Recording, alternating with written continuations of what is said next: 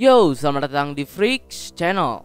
Kali ini gue akan membahas salah satu tokoh dari Jujutsu Kaisen kembali, sahabat sekaligus musuh dari Gojo Satoru, yaitu Suguru Geto. Oke, tak perlu berlama-lama lagi, langsung saja. Suguru Geto. Seperti yang kalian tahu, saat ini Geto merupakan salah satu antagonis dalam cerita Jujutsu Kaisen ini. Ia juga terlihat berkomplot dengan beberapa roh terkutuk tingkat spesial yang lain, seperti Jogo dan Mahito. Tapi jika dilihat kembali, Geto ini tidak seperti roh terkutuk yang biasanya memiliki bentuk aneh. Jadi sebenarnya siapa si Geto ini dan apa tujuannya? Oke, pertama gue akan membahas latar belakang dan juga sepak terjang Geto terlebih dahulu. Geto ini pertama kali diperlihatkan dalam animenya sebagai musuh ya, karena terlihat ia berkomplot dengan para roh terkutuk yang lain. Tapi jauh sebelum itu sebenarnya Geto ini merupakan seorang penyihir Jujutsu. Bahkan ia juga merupakan tingkat spesial, sama seperti Gojo Satoru. Dahulu Geto ini sekolah di SMA Jujutsu Tokyo, seangkatan dengan Gojo dan Shoko Ieiri. Tidak hanya sebatas teman, Gojo dan Geto ini benar-benar merupakan sepasang sahabat. Mereka selalu terlihat kompak dan saling melengkapi. Bahkan mereka juga menyebut diri mereka sebagai duo terkuat. Ya intinya si Gojo sama si Geto ini benar-benar dekat. Sampai akhirnya tibalah mereka pada insiden Star Plasma Vessel, di mana ketika semuanya berubah. Pada saat itu, Gojo dan Geto ditugaskan untuk mengawal Riko Amanai hingga dirinya bersatu dengan Master Tengen. Siapa Master Tengen? Akan gue jelaskan. Pertama, Master Tengen sendiri belum pernah diperlihatkan wujudnya seperti apa. Namun diketahui Master Tengen adalah orang yang memasang pelindung di sekolah-sekolah Jujutsu. Intinya semua yang berhubungan dengan keamanan dunia Jujutsu, Master Tengen lah yang mengaturnya. Untuk lebih jelasnya bisa dibaca sendiri di chapter 66 karena gue juga gak gitu paham. Oke, tidak hanya itu, diketahui Master Tengen juga memiliki kutukan keabadian. Maka dari itu, Master Tengen dapat terus melindungi dunia Jujutsu. Namun walaupun Tengen memiliki keabadian, hal tersebut tidak menghentikan penuaannya. Dan ketika Tengen semakin tua, disebutkan ia akan berevolusi ke suatu tingkat yang lebih tinggi. Dan ia juga akan kehilangan kendali pada dirinya sendiri. Dan potensi terburuknya, Master Tengen akan menjadi musuh dari manusia. Sehingga setiap 500 tahun sekali, tubuh Master Tengen perlu bergabung dengan seseorang yang disebut sebagai Star Plasma Vessel agar tubuhnya kembali prima lagi dan melanjutkan tugasnya menjaga dunia Jujutsu. Nah, singkat cerita, Gojo dan Geto ini terus mengawal dan juga mengasuh Riko Amanai hingga akhirnya tibalah di penghujung akhir arc Star Plasma. Setibanya Geto dan Riko di tempat Master Tengen, Geto memberi pilihan pada Riko untuk menyatu dengan Tengen atau kembali pulang dan melanjutkan kehidupannya.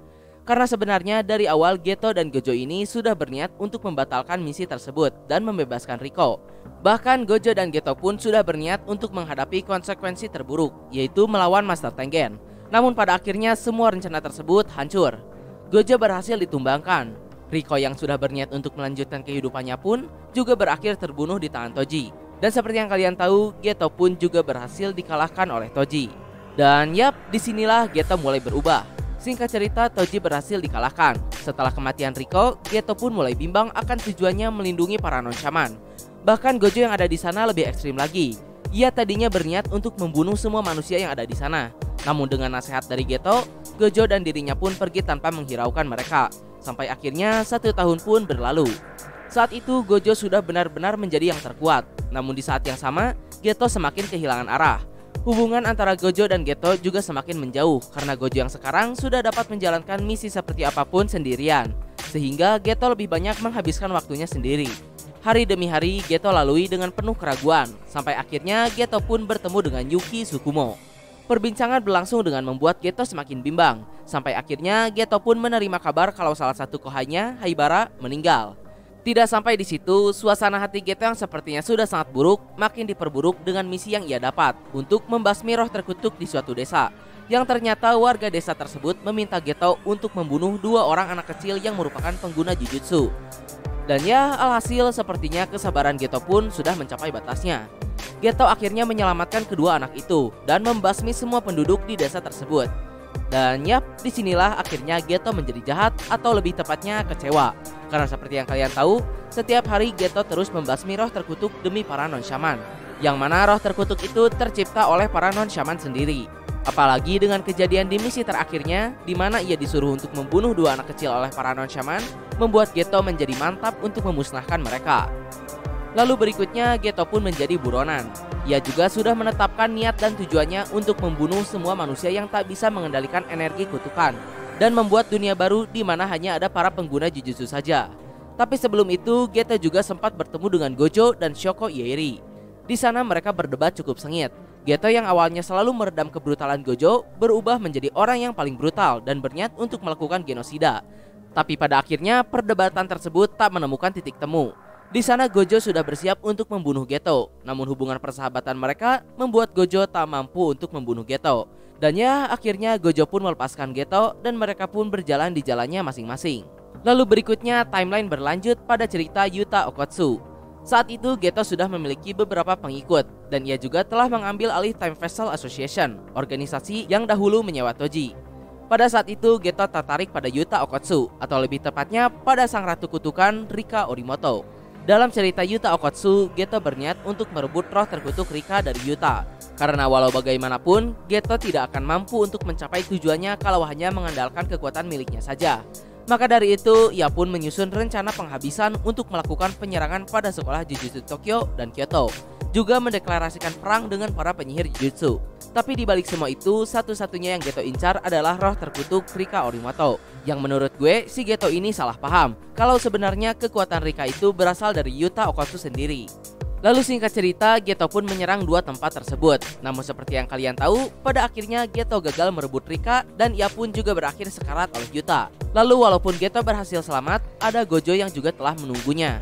Dan ya, walaupun Gojo masih tetap percaya pada sahabatnya itu sampai akhir, tapi pada akhirnya Geto pun mati di tangan sahabatnya sendiri, Gojo Satoru. Tapi kenapa sampai sekarang Geto masih hidup? Lalu ia juga berkomplot dengan para roh terkutuk. Bahkan sebelum Gojo disegel, Gojo pun melihat dengan 6 matanya bahwa Geto benar-benar masih hidup. Namun Gojo juga menyadari kalau orang tersebut bukanlah Geto. Dan yap, mungkin seperti yang kalian tahu juga, terungkap seseorang yang mengendalikan tubuh Geto tersebut adalah Kamo Noritoshi, merupakan seorang penyihir Jujutsu yang berasal dari klan Kamo. Tidak hanya itu, Noritoshi juga terkenal sebagai penyihir Jujutsu terburuk karena dirinya yang selalu bereksperimen dengan manusia. Lalu diketahui juga salah satu teknik Noritoshi ini yaitu berpindah tubuh. Noritoshi dapat memindahkan kesadarannya pada tubuh orang lain dengan cara memindahkan otaknya pada tubuh target. Tidak hanya itu, Noritoshi juga mendapatkan kendali dan akses penuh pada tubuh yang ia kendalikan. Dari mulai kekuatan hingga kenangan tubuh targetnya, Noritoshi dapat mengendalikan semuanya. Bahkan 6 mata milik Gojo pun tak bisa mendeteksi keberadaan Noritoshi di tubuh yang ia kendalikan. Ya, tapi terlepas dari itu, Geto yang asli sendiri sudah mati. Dan tujuan Geto yang asli adalah membuat dunia di mana hanya ada penyihir Jujutsu saja di dalamnya, sehingga tak akan tercipta yang namanya roh terkutuk. Sedangkan untuk Noritoshi yang kini mengendalikan tubuh Geto, tak diketahui apa motifnya. Namun diketahui Noritoshi ini sudah mengincar tubuh dan kemampuan Geto sejak lama. Lalu di chapter terbaru Jujutsu Kaisen, terlihat Urame, bawahan dari Sukuna, membantu Noritoshi. Jadi apakah hal tersebut ada hubungannya dengan Noritoshi yang mengincar kemampuan Geto? Apakah Noritoshi memiliki hubungan dengan Sukuna? Atau mungkin justru Noritoshi berniat mengendalikan Sukuna dengan teknik milik Geto? Ya, hanya waktu yang akan menjawabnya. Tapi terlepas dari itu, ada juga hal yang cukup menarik. Ketika Gojo akan disegel, Gojo juga sempat menceramahi tubuh Geto. Dan alhasil ada reaksi pada tubuh Geto. Jadi apakah Geto masih hidup? Jawabannya belum diketahui, karena scene itu sendiri tidak terlalu menunjukkan apa yang sebenarnya terjadi. Lalu berikutnya, untuk kepribadian Geto sendiri, awalnya dia ini merupakan orang yang sangat baik dan ramah. Ia sangat memperdulikan dan melindungi orang-orang lemah, khususnya para non-shaman. Malah awalnya justru Gojo lah yang terkesan brutal. Ia tidak terlalu peduli pada orang lain dan juga sangat arogan dan sombong karena kemampuan yang dimilikinya. Dan disinilah Geto berperan sebagai pelurus untuk Gojo. Geto selalu meluruskan pemikiran-pemikiran menyimpang Gojo, hingga akhirnya mereka pun menjadi sahabat. Namun seperti yang gue jelaskan tadi, setelah kematian Riko Amanai, Geto kemudian menjadi bimbang akan ideologinya.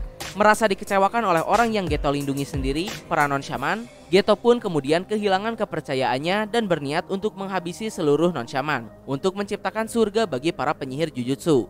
Jadi kalau perlu dijelaskan lagi, si Geto ini awalnya baik. Cuman gara-gara kelakuan para manusia dalam tanda kutip non-shaman yang semena-mena membuat Geto menjadi marah, muak, dan tentu saja kecewa. Dan walhasil Geto pun menjadi seperti itu. Lalu untuk penampilannya sendiri, si Geto ini merupakan seorang pria jangkung yang cukup menarik. Dengan rambut panjang ditambah tindikan di telinganya, membuat Geto yang selalu bersama dengan Gojo menjadikan mereka tidak hanya duo terkuat, tapi juga sebagai duo terkeren. Namun setelah tubuh Geto diambil alih oleh Noritoshi, di kepala Geto juga ada semacam luka bekas jahitan. Dan yang terakhir untuk kekuatannya sendiri, sebagai penyihir jujutsu tingkat spesial, jelas si Geto ini sangat kuat. Geto ini memiliki teknik kutukan untuk mengendalikan para roh terkutuk dengan cara menyerap dan memakannya. Dengan begitu, Geto kemudian dapat mengendalikan roh terkutuk tersebut.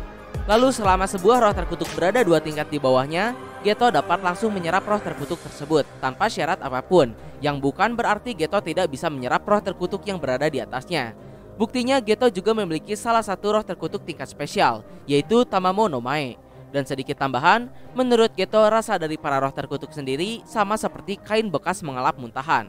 Lalu tidak hanya sekedar mengendalikan para roh terkutuk, Geto juga dapat menggunakan teknik yang baru-baru ini diperkenalkan, yaitu Kyoku no Ban atau teknik maksimum. Apa itu teknik Kyoku no Ban?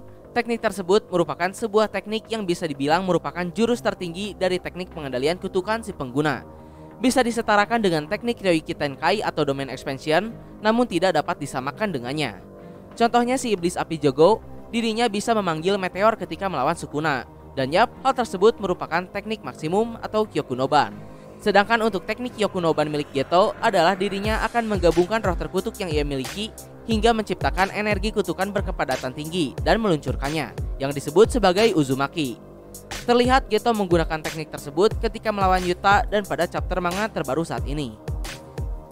Lalu selanjutnya, tidak hanya kuat dalam teknik kutukan, Geto juga cukup handal dalam pertempuran fisik jarak dekat.